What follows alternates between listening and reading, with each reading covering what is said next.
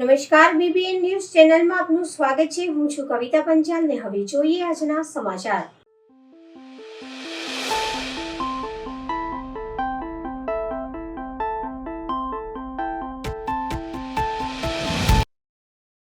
અખંડ ભારતના શિલ્પી અને લોહ પુરુષ તરીકે ઓળખાતા પૂર્વ નાયબ વડાપ્રધાન સરદાર વલ્લભભાઈ પટેલની આજે પુણ્યતિથિ નિમિત્તે શહેર કોંગ્રેસ દ્વારા ભાવપૂર્ણ શ્રદ્ધાંજલિ અર્પણ કરવામાં આવી.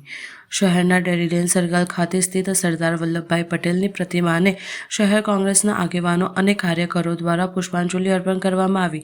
તેમના યોગદાનને યાદ કરવામાં આવ્યા. આ પ્રસંગે સરદાર પટેલના અખંડ ભારત માટેના અવિસ્મરણીય કાર્ય, દેશની એકતા અને અખંડિતતા માટે આપેલા બલિદાનને શ્રદ્ધાપૂર્વક સ્મરણ કરવામાં આવ્યું હતું. આજે મહાન પુરુષ, લોખંડી પુરુષ, અખંડ ભારત બનાવનાર સરદાર વલ્લભભાઈ પટેલની પુણ્યતિથિ છે. એક વકીલ તરીકે, એક બેરિસ્ટર તરીકે આ દેશની અંદર પ્રસ્થાપિત કરીને દેશની આઝાદીની લડાઈમાં જોડાયા. ગાંધીજીના નેતૃત્વ હેઠળ એમણે આંદોલન કર્યા, ચાહે મીઠાનું આંદોલન હોય, ચાહે કરનું આંદોલન હોય, બધા ઘણા આંદોલન કર્યા. પણ એમની જ્યારે દેશ આઝાદ થયું ત્યારે એમને હોમ મિનિસ્ટ્રી સોંપવામાં આવી. હોમ મિનિસ્ટ્રી જ્યારે સોંપી ત્યારે આ દેશની અંદર કોમી રમખાણો ફાટી નીકળેલા. પાકિસ્તાનમાં જે ગાડીઓ જાય એ પણ ખૂનથી લથપથ જાય અને ત્યાંથી આવે એવી ખૂનપતથી લથપથ હજારો માણસો મરતા હતા. એવા સમયે 554 કે 560 રજવાડાને ભેગા કરવા, આ દેશમાં શાંતિ સ્થાપિત કરવી, કોમી રમખાણને શાંત પાડવું અને મક્કમ ઇરાદાથી આ દેશને આગળ વધારવું એમનો નિર્ણય હતો. 50માં એમની મૃત્યુ થઈ, પણ એના પહેલાં દેશની અંદર જે કરવા જેવું હતું એ એમને કર્યું. દેશને અખંડ ભારત બનાવ્યો, એકતાને અખંડતાની દોરમાં બાંધ્યું અને દેશમાં એક સાધારણ જીવન જીવવાનું, હોમ મિનિસ્ટર હોવા છતાં પણ ધોતી જબ્બો પહેરીને સાદાઈથી જીવન જીવનારા આવા વ્યક્તિઓ આ દેશમાં મળે નહીં. આવા વ્યક્તિત્વને એમના પુણ્યતિથિના દિવસે યાદ કરી એમણે જે કાર્યો દેશ માટે કર્યા છે અને દેશને મજબૂત કરવા માટે, આગળ વધારવા માટે જે કર્યા એમાંથી શીખવું જોઈએ. દરેક કોંગ્રેસના કાર્યકર્તાઓએ સરદાર વલ્લભભાઈ પટેલમાંથી શીખવું જોઈએ કે ઇરાદા કરો તો મક્કમ કરો और उसके लिए पीछे मत हटो. ये उनका दादा. આજે તમે સરદાર વલ્લભભાઈ પટેલની આટલી મોટી રેલીઓ કાઢો છો, 150મી જન્મજયંતિ મનાવો છો અને પુણ્યતિથિને યાદ નથી કરતા.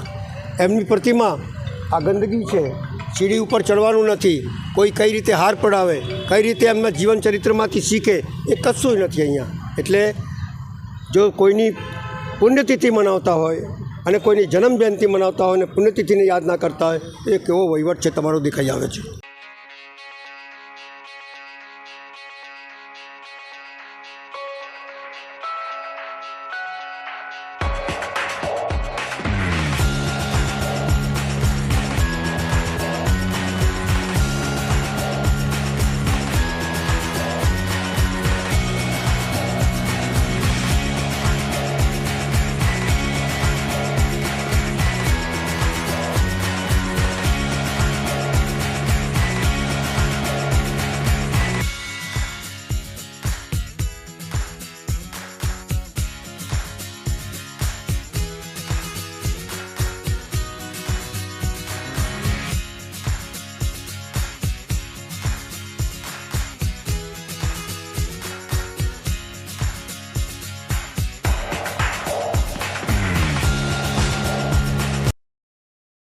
નવલખી મેદાનમાં જોવા મળી રહ્યા છે.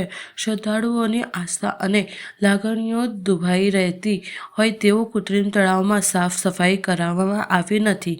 અહીં કૃત્રિમ તળાવમાં કચરો, તળાવની બહાર તથા પાણીમાં શ્રીજી વિસર્જન માટેના લાકડા પડેલી હાલતમાં જોવા મળ્યા. પાલિકાની બેદરકારીનો લીધે નવલખી કૃત્રિમ તળાવ ગંદકી, દુર્ગંધ સામે પર્યાવરણને પણ નુકસાન. વડોદરા મહાનગરપાલિકા દ્વારા એક તરફ શહેરના તળાવો બ્યુટિફિકેશન પાછળ કરોડોના ખર્ચ કરી રહી છે, તો બીજી તરફ તળાવોમાં છેલ્લા ઘણા સમયથી ગણેશ ઉત્સવ બાદ દશામા પર્વ બાદ પ્રતિમાઓનું વિસર્જન કરવા દેવામાં આવતું નથી, પરંતુ દશામાની પ્રતિમાઓ તથા શ્રીજીની પ્રતિમાઓના વિસર્જન માટે પાલિકા તંત્ર દ્વારા શહેર અને વિવિધ વિસ્તારમાં કૃત્રિમ તળાવો તૈયાર કરવામાં આવ્યું છે, જ્યાં આ પ્રતિમાઓ વિસર્જન કરવામાં આવી હતી. પરંતુ પ્રતિમાઓના વિસર્જન બાદ પાલિકા દ્વારા કૃત્રિમ તળાવની યોગ્ય સંભાળ, જેમાં તળાવોમાં અને તળાવને ફરતે સ્વચ્છતા, દવા છાંટવા જેવી બાબતે દુર્લક્ષણ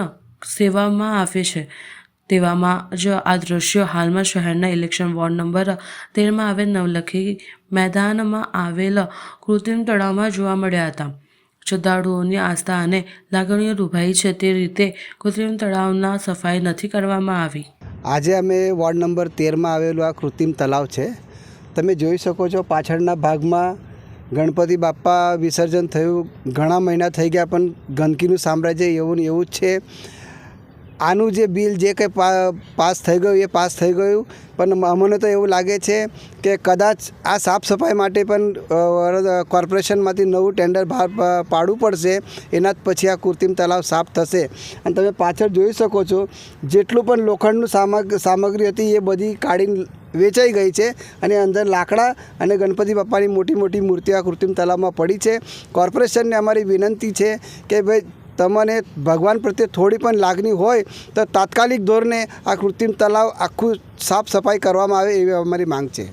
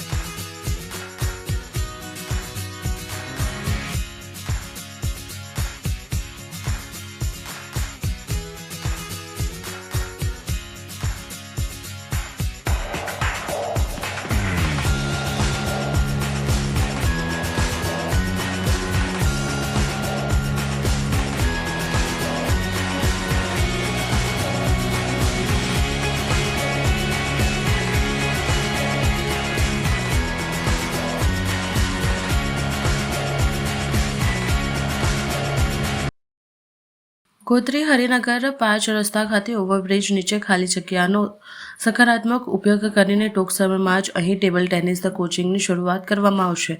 ત્યારે કોંગ્રેસના વોર્ડ નંબર 10ના પ્રમુખ હાર્દિક આમોદયાની પ્રતિક્રિયા આપી. વડોદરા શહેરમાં બાળકો અને યુવાનોમાં રમતગમત પ્રત્યે રુચિ વિશેષ અને તેમની પ્રતિભાને યોગ્ય મંચ મળે તે હેતુથી વડોદરા મહાનગરપાલિકાએ એક મહત્વપૂર્ણ સકારાત્મક નિર્ણય લીધો છે. પશ્ચિમ વિસ્તારમાં આવેલ ગોત્રી હરિનગર 5 રસ્તા ખાતે ઓવરબ્રિજ નીચેની ખાલી જગ્યાનો સકારાત્મક ઉપયોગ કરીને ટૂંક જ સમયમાં ટેબલ ટેનિસની કોચિંગ શરૂ કરવામાં આવશે. પાલિકા તંત્ર દ્વારા સ્પષ્ટતા કરવામાં આવી છે કે બાળકો અને યુવાનોની સલામતી સર્વોપરી રહેશે અને કોચિંગ શરૂ કરતા પહેલા તમામ સુરક્ષા વ્યવસ્થાઓ સુનિશ્ચિત કરવામાં આવશે. હાલમાં ઓવરબ્રિજ નીચેની જગ્યાએ સફાઈ અભિયાન શરૂ કરાયું છે, જેથી સ્વચ્છ અને અનુકૂળ વાતાવરણ સર્જી શકાય. કોઈપણ પ્રકારની દુર્ઘટના ન બને તે માટે બ્રિજ નીચે યોગ્ય જગ્યાએ લગભગ 3 ફૂટ ઊંડી ચણતર કરવામાં આવ્યું છે, જ્યાં ટેબલ ટેનિસની પ્રેક્ટિસ થશે. તે વિસ્તારને ચારે બાજુથી ઉપરથી બંધ કરવાનું પણ બાહેધરી આપવામાં આવી છે. આનાથી બહારથી આવતા વાહનોનો અવરજવર અને અન્ય કોઈ અવરોધોથી ખેલાડીઓ સુરક્ષિત રાખી શકાશે. પાલિકાના નિર્ણયને સ્થાનિક નાગરિકો દ્વારા સારો આવકાર મળ્યો છે. આ પહેલથી બ્રિજ નીચેથી ખાલી જગ્યાનો સદુપયોગ થશે અને શહેરના યુવાનોને ઘર નજીક રમતગમતની તાલીમનો મંચ મળશે. ટૂંક સમયમાં કોચિંગની શરૂઆત થતાં વડોદરાના રમતગમત ક્ષેત્રની નવી ગતિ મળશે. ત્યારે કોંગ્રેસના વોર્ડ નંબર 10 પ્રમુખ હાર્દિક આમોદયાની પ્રતિક્રિયા આપી હતી અને તંત્ર યોગ્ય સુચારુ આયોજનમાં નિષ્ફળ નીવડ્યા બાદ ટૂંક સમયમાં જ અહીં ટેબલ ટેનિસ કોચિંગની શરૂઆત કરવામાં આવશે. વોર્ડ નંબર 10માં પશ્ચિમ વિસ્તાર આવેલો છે, હરિનગર 4 રસ્તા.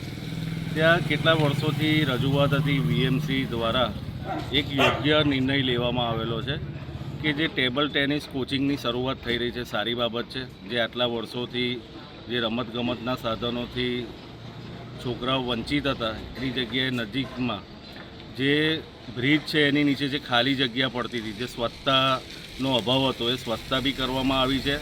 અને છોકરાઓને જે બહાર જવું પડતું હતું એની જગ્યાએ ટેબલ ટેનિસ કોચિંગ જે હરિનગર 4 રસ્તાએ શરૂ થઈ રહ્યો છે એ બી સારી બાબત છે. અને સાથે સાથે જે અવર જવરનો રોડ છે ત્યાં 3-4 ફૂટ ઈંટોનું ચંતર થયેલું હોવું જોઈએ, જેથી ખેલાડીઓને કોઈ તકલીફ ના થાય, કોઈ વાંધા વચકા ઊભા ના થાય અને એ ધ્યાન ત્યાં આપી શકે અને કોચિંગ સારી રીતે કરી શકે. જોડે જોડે એ બી જોવાની જરૂર છે કે ત્યાં સિક્યોરિટી બી પૂરતી હોવી જોઈએ કે છોકરાઓને કોઈ તકલીફ ના પડે યા કંઈ અકસ્માત ઊભો ના થાય, એનું બી ધ્યાન રાખવું છે. વીએમસી દ્વારા મોડે જાગી છે, સારી બાબત છે. પણ એની સાથે સાથે પ્રિકોશન લેવા બી જરૂરી છે. પશુ આરોગ્ય મેળા ભાદરવા ગામની ગૌશાળામાં ડિવોર્મિંગ અને ડેન્ગિંગ ગુજરાત રાજ્ય પશુપાલન શાખાના પશુ આરોગ્ય મેળા કાર્યક્રમ અંતર્ગત વડોદરા જિલ્લા પંચાયત પશુપાલન શાખા હેઠળના સાવલી તાલુકાના પશુ દવાખાના દ્વારા ભાદરવા ગામમાં આવેલા સતનો દરબાર ખાતેની ગૌશાળામાં સફળતાપૂર્વક પશુ સારવારનું આયોજન કરવામાં આવ્યું હતું. કુલ પશુઓ આશરે 250 ગાયો ડિવોર્મિંગ કરવામાં આવ્યું હતું. આજરોજ આપણે ગુજરાત રાજ્ય પશુપાલન ખાતા અંતર્ગત આવેલા સાવલી તાલુકાના પશુ ચિકિત્સા અધિકારી ડૉક્ટર મલ્હાર મેં પશુધન નિરીક્ષક તરીકે અમારા અન્ય સ્ટાફગણ સાથે આપણે ભાદરવા ખાતે સતનો દરબારની આવેલી ગૌશાળા કે જેમાં 250 થી 300 જેટલા જાનવરો આવેલા છે, જેમાં ગાયો અને ભેંસોનો સમાવેશ થાય છે. જેમાં 250 ગાયો ઉપરમાં આપણે આજે એનું રસીકરણ, એનું ટેગિંગ, ઓળખ આઈડી બનાવ્યું છે જે અને ભેંસોમાં પણ ટેગિંગ કરેલું છે તથા રસીકરણ અને દવાની જરૂર હોય તો આપણે દવા બી આપેલ છે એમને. અને એ રીતે આજનો કાર્યક્રમ પશુ મેળાના અંતર્ગત આપણે આજે પૂરો દિવસ અહીં આપણે ફાળવેલો છે. મારું નામ ડૉક્ટર મલ્હાર ખાટ. મારી સ્ટાફનું નામ બોલી બધા. મારું નામ ડૉક્ટર મલ્હાર ખાટ, પશુ ચિકિત્સક અધિકારી ડેસર તરીકેની ફરજમાં આવેલું છે અત્યારે.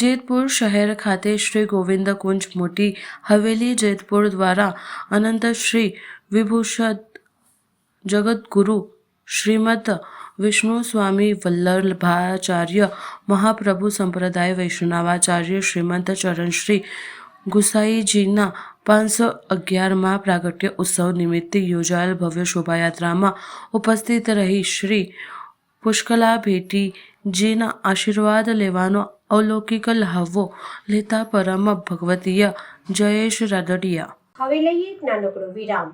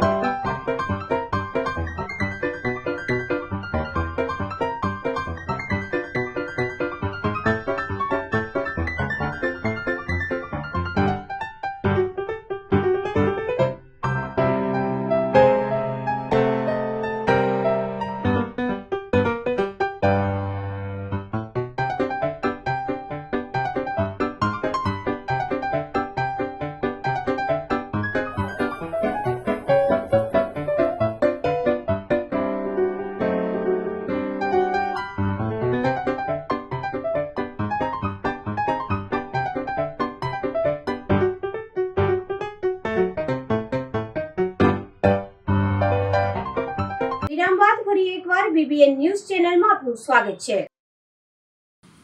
જય Sainath education and charitable trust અને શ્રીરંગ રાજેશ આયરે દ્વારા પવિત્ર દર્શન યાત્રા અંતર્ગત અંબાજી અને ખેડ બ્રહ્મા સહિત અન્ય ધાર્મિક સ્થળોના દર્શન યાત્રાનું આયોજન કરવામાં આવ્યું. જય Sainath education and charitable trust અને શ્રીરંગ રાજેશ આયરે દ્વારા દર રવિવારે પવિત્ર દર્શન યાત્રાનું આયોજન છેલ્લા 2 માસથી કરવામાં આવી રહ્યું છે. આજે રવિવાર ઝાંસી કી રાની ચોક આપણું કાર્યાલયથી 6 બસ અંબાજી અને ખેડા બ્રહ્માના દર્શન માટેનું આયોજન કરવામાં આવ્યું. બોલ મારી જય જય અંબે જય ઘોષ સાથે બસ દર્શન યાત્રા માટે પ્રસ્થાન થઈ હતી. શહેરના ભાજપના કારોબારી સભ્ય અને પૂર્વ કાઉન્સિલર રાજેશભાઈ આયરે, પૂર્ણિમાબેન આયરે અને વોર્ડ નંબર 9ના યુવા કોર્પોરેટર શ્રીરંગ આયરે દ્વારા પૂર્વ કાઉન્સિલર હેમલતાબેન ગૌર, વરિષ્ઠ નાગરિક મંડળના પ્રમુખ વસંત સ્વામી, કપિલાબેન પરમાર સહિત જય સાઈનાથ એજ્યુકેશન એન્ડ ચેરિટેબલ ટ્રસ્ટના સભ્યો ઉપસ્થિત રહ્યા હતા.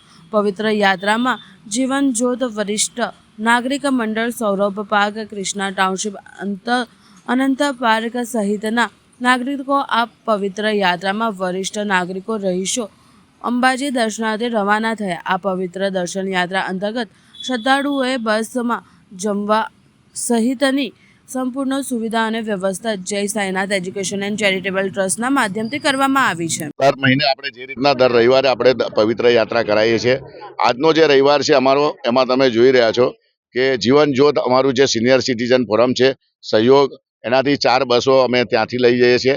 એની અંદર આવેલી આજુબાજુમાં બકુલ પાર્ક હશે, શાંતિનગર હશે, નર્મદેશ્વર હશે, પંચવટીની આજુબાજુની બધી સોસાયટીઓ, સાથે સાથે એની સાથે જ સૌરભ પાર્ક સોસાયટીના જે અમારા બધા બહેનો છે, સાથે અમારા તમે જુઓ કે જે જીવન જ્યોતમાંથી અમારા વસંતભાઈ સ્વામી, બાબુ કાકા, ગાંધીભાઈ, સમગ્ર એમની ટીમ છે. એવી જ રીતના અમારા સૌરભ પાર્કમાં અમારા ગોરજી છે, ગોરાણી છે, દક્ષાબેન છે. એવી જ રીતના અમારા લક્ષ્મીપુરા પાસે આવેલો અમારો અનમોલ પાર્ક છે, એમાં કપિલાબેન છે, દિનેશ કુમાર છે, મીનાબેન છે, સમગ્ર એમની ટીમ છે. એવી રીતના તમે કૃષ્ણા ટાઉનશીપ છે, જ્યાં અમારા મહાદેવનું મંદિર છે, આજુબાજુની વ્રજવાટિકા, બધી સોસાયટીઓના લોકો આજના દિવસે 7 બસો જેટલી બસો દર રવિવારના રીતે જે પવિત્ર યાત્રા કરવામાં આવે છે. હજુ પણ ઇલેક્શન વોર્ડની અંદર જે સોસાયટી કોઈ કોટ ગણેશને લઈ જાય, કોઈ અંબાજી લઈ જઈએ છે, અલગ અલગ જગ્યા લઈ જઈએ છે.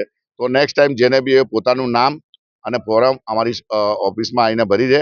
ભગવાનને પ્રાર્થના કરીએ કે આજની અમારી જે યાત્રા છે, પવિત્ર યાત્રા, જે સફળ રહે. આજે શ્રીરંગ આયરે આયોજિત આ જે યાત્રા છે, આ પવિત્ર યાત્રા, તો દર વખતની જેમ આજે અમે અંબાજી સાથે સાથે ખેડ બ્રહ્મા જવાના છે. તો બસ આપમાંથી પણ જે કોઈ બાકી હોય તો અમારા કાર્યાલય પર કે આજના દિવસે અમે વસંતભાઈ છે, બાબુ કાકા છે, અમારા દીપકભાઈ ગોર છે, ગોરાણી છે, કપિલાબેન છે, સમગ્ર ટીમના સૌ લોકોને અને ભગવાનને પ્રાર્થના કરીએ કે જે લોકોએ પોતાની જે પણ મનોકામના એ બધાની મનોકામના પૂર્ણ કરે અને ભગવાને પ્રાર્થના કરી આ યાત્રા સુખદ રૂપે બધાના આશીર્વાદ મળે. જય અંબે. પવિત્ર દર્શન યાત્રા દર રવિવારની જેમ આ રવિવાર પણ અમારા વોર્ડ નંબર 9ની અંદરથી અંબાજી ખાતે અમે આજના દિવસે જ્યારે તમામ જે અમારા વિસ્તારના રહીશો છે, જે વડીલો છે, તેમને આજના દિવસે અંબાજી દર્શન ખાતે લઈ જઈ રહ્યા છે. સાથે આજના દિવસે અમારી સાથે તમામ જે વિસ્તારના છે એવા દિવ્યજ્યોત, અમારી જે સિનિયર સિટીઝન સહયોગની જે તમામ સોસાયટીઓ છે તેમનું જે નવું ફોર્મ જે બન્યું છે દિવ્યજ્યોત, તે લોકો અમારી સાથે જોડાયેલા છે.